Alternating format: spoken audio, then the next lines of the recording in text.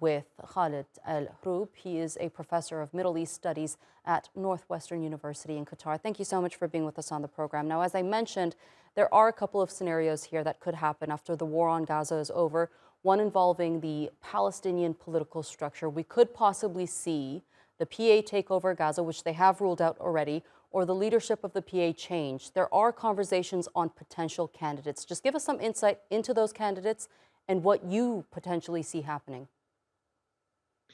I think there are two approaches now. One approach is from inside out, and this is a Palestinian effort trying to create reunification between the Palestinians in the Gaza Strip and the West Bank, and then coming up with some sort of formula to lead the Palestinians into the next phase. And then you have another approach, which is from outside. And this one trying to impose certain form of manufactured, if you like, Palestinian maybe leadership from abroad, from some leaders or people who would agree on a blueprint that is put forward by Israel and the Americans. And so we have these two, if you like, colliding approaches.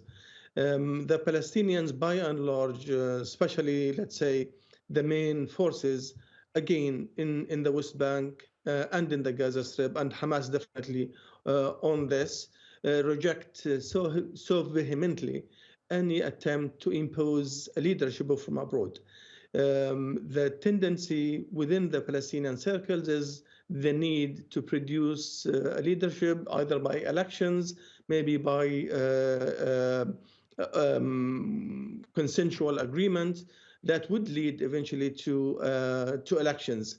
I think any approach that would try to circumvent the will of the Palestinians to be at the heart of any future, not only of the Gaza Strip, but also of the West Bank and East Jerusalem as a whole, as one integral entity, I think would fail. What do you think about the position of Mahmoud Abbas in all of this? How do you think he's going to respond personally to the possibility of change in the PA's political structure?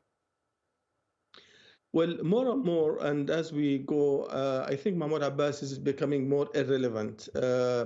Not only maybe for the outside world and for many regional players, but also for many Palestinians. In fact, before the October 7th attacks and then the ensuing war on Gaza, all surveys and polls in Palestine were indicating to many things, but the major and almost the common thing was the declining of his legitimacy and support. At this very moment, as we speak, everybody is watching that nobody even calls Mahmoud Abbas. He is, and his authority almost outside, what is happening. Nobody, even with the prisoners exchange, they talk about the future of Gaza Strip. So I think there is maybe the two approaches that I told you about, the inside and the outside. Maybe they differ greatly in every single thing, but maybe they converge and agree on the need of replacing Mahmoud Abbas. Who could potentially replace him?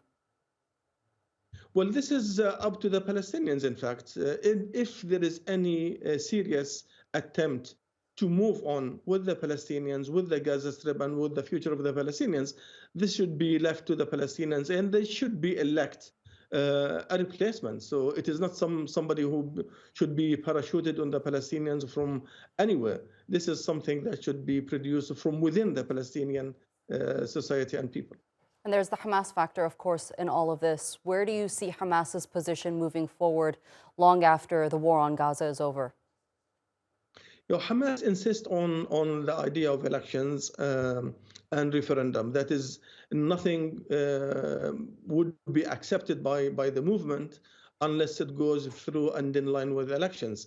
Any other equation to create a leadership is rejected by Hamas again strongly. This is not in the Gaza Strip only, and this is the dilemma for Israel and the US and many other players. That is, Hamas is maybe more stronger in the West Bank in terms of support and popularity than in the Gaza Strip, ironically speaking. And again, if I go back to studies and surveys before October the 7th, indications and statistics and results of surveys were showing all of us that Hamas is doing maybe much better in the West Bank than in Gaza Strip. So again, if you want to move ahead and respect any democratic choice and option for the Palestinians, you must to go through democratic elections for the Palestinians. Otherwise, it would seem like another, or maybe repackaging the occupation in a new form. Indeed, Professor Khaled al-Hroub, thank you so much for being with us here on the NewsHour and sharing that analysis with us. We appreciate it.